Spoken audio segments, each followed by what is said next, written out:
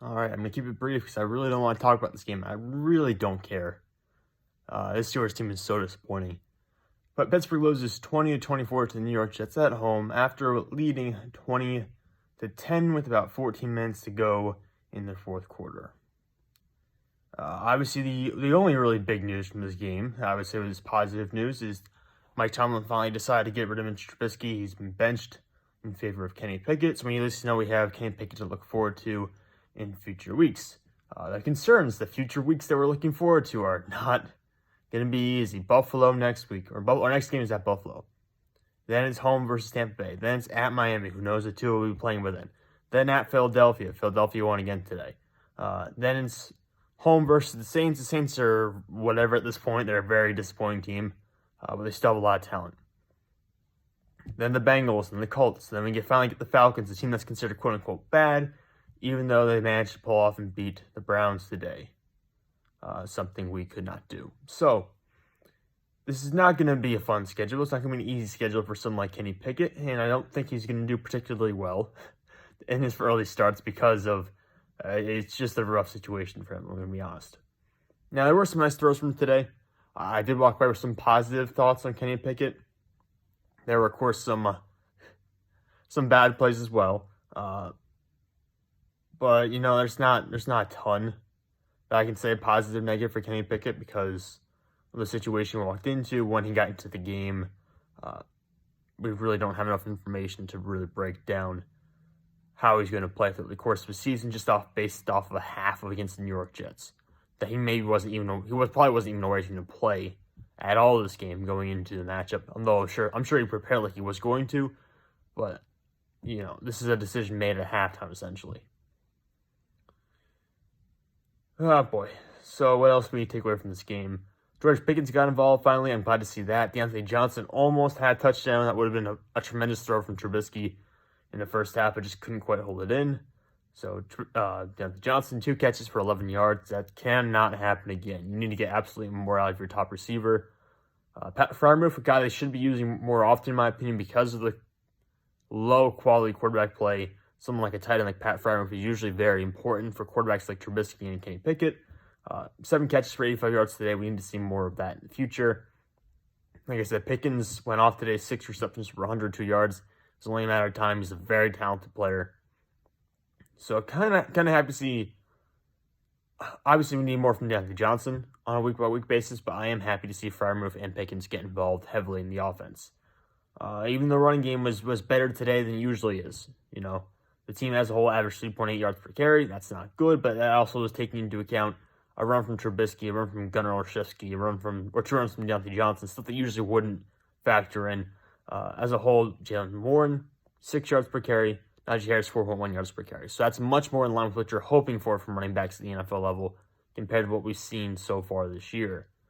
The defense, Alex Highsmith can play. Minkah Fitzpatrick can play. Everyone else on this defense right now has been fairly disappointing. Even Cameron Heyward, the guy who I love quite a bit. I think you could actually make, if he had 1 or 2 more good years, then you could make a Hall of Fame case for Cam Heyward. But he has not been good this year, for the most part. Not nearly as impactful as we're used to seeing him. Been banged up and in and out of the games. Just not a good year from Cameron Heyward so far. And right now, Minkah and Highsmith are kind of the only dudes you can really trust to make a play on any given situation, which is why we have situations like today, where late in the fourth quarter, it's your defense that ultimately does not make the stop you need to win the game. Now, of course, none of that would be an issue if our team could just score, more than 20 points. But as a whole, I'm not expecting much from this team the rest of the way. We're going to finish this season with a losing record. We needed to win at least 3 games to the first 4 if we really wanted to have a shot at getting a winning record this year. So where we're at now, we're not going to get a winning record. We're not going to make the playoffs. Frankly, at this point, I would just like to look ahead and start seeing who we're scouting on a week-to-week basis. I'd like to know whose games we're going to in college football, and I'd like to know who I can look forward to potentially buying a jersey for next year, because right now, this team is bad. This is one of the worst teams in the AFC. And the entire AFC South exists. And I can still say that Pittsburgh is one of the worst teams in the AFC. And really changing quarterback, I don't think it's going to change much. look at all the quarterbacks last year who were rookies. Look how they struggled. You say, oh, the coaching situations and all that stuff. Sure. I don't. It's Matt Canada as your offensive coordinator. And Mike Tomlin's not necessarily been a great coach the past. I shouldn't say that. Tomlin's a great coach. He's going to be a Hall of Famer eventually. But he's not been as good as we'd like him to be recently. I'll phrase it that way. I still love him a lot. I don't want him fired or anything like that. But he's not been up to the standard that I would hope he would be recently. Again, you could get a run here as a rookie quarterback comes in, you get momentum for your team, things just start clicking. Teams don't know how to defend that QB yet. We could get a run. I don't see it happening. I just don't. Especially because Pittsburgh valued Kenny Pickett a lot more than most of our teams in the draft.